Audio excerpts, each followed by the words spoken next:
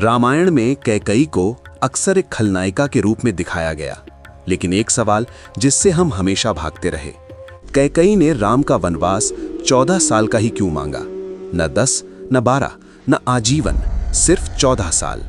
क्या ये एक मां का क्रूर फैसला था या अयोध्या की राजनीति का सबसे सटीक वार?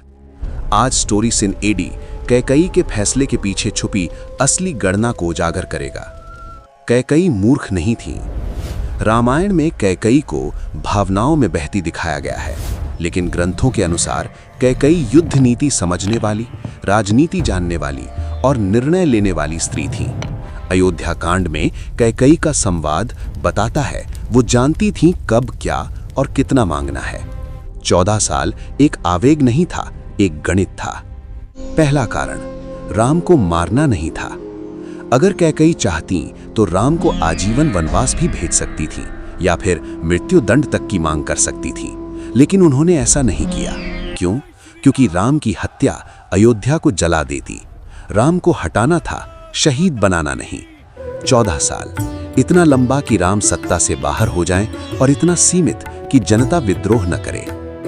दूसरा कारण, भरत की वैधता। भरत को राजा बनाना सबसे आसान काम नहीं था। राम बड़े पुत्र, जनता के प्रिय और योग्य उत्तराधिकारी। अगर राम जल्दी लौट आते तो भरत का शासन अस्थिर हो जाता। 13 साल कम थे, 15 साल ज्यादा थे। 14 साल एक पूरी पीढ़ी का अंतर। इतने समय में नई पीढ़ी भरत को सामान्य राजा मान लेती। तीसरा कारण, धर्म की सीमा। कैकई जानती थी धर्म की एक रेखा होती है।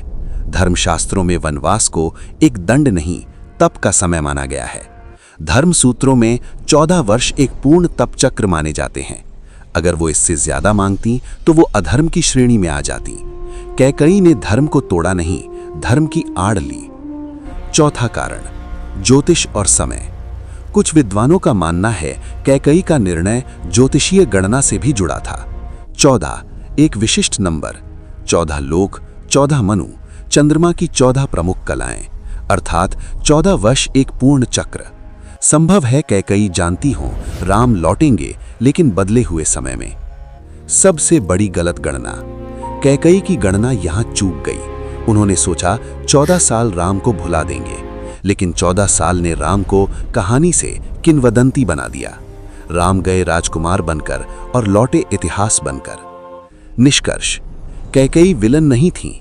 कैकई ने 14 साल क्रूरता में नहीं मांगे, बल्कि राजनीतिक समझ, धार्मिक सीमा और सत्ता की मजबूरी में मांगे। कैकई रामायण की खलनायिका नहीं, सबसे गलत समझी गई रणनीतिकार थी। तो अगली बार जब आप कैकई का नाम सुने तो सिर्फ एक खलनायिका मत देखिए। शायद वो एक मां थी जो इतिहास के पहिए को धक्का दे रही थी। क्योंकि अगर 14 साल का वनवास नहीं होता तो शायद राम न बनते। शायद इतिहास को एक खलनायक की जरूरत थी ताकि एक आदर्श जन्म ले सके। और यही है रामायण का सबसे चुप सच कि कुछ फैसले धर्म के नहीं होते, इतिहास के होते हैं। आप देख रहे थे स्टोरी सिन एडी, जहां कहानियां नहीं, सवाल जिंदा रहते हैं।